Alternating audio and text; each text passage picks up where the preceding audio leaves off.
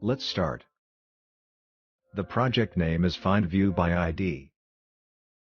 Let's see the project structure first. So, we have a main activity here. And in the UI, we have activity_main.xml, which is the UI layout of main activity. Let's see the UI first.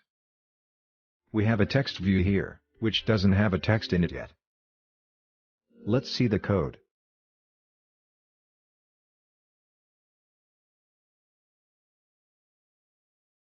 So we have constraint layout as our root layout. And then, we have a text view. It has text view 1 as the ID. And the text view doesn't have a text yet.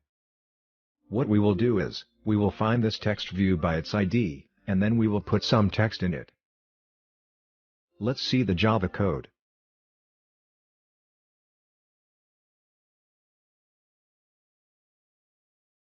These are the imports.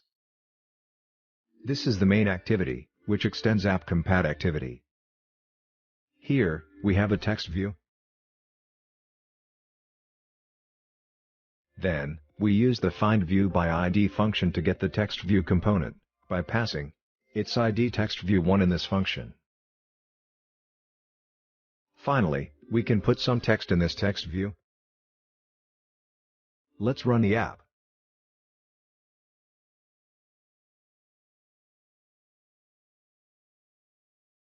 So we have installed and run the app. As you can see, initially the text view didn't have any text in it. But then, we fetched the text view using FindViewById function and put the hello world text in it. So that's it. That's how you can use FindViewById function in Java Android.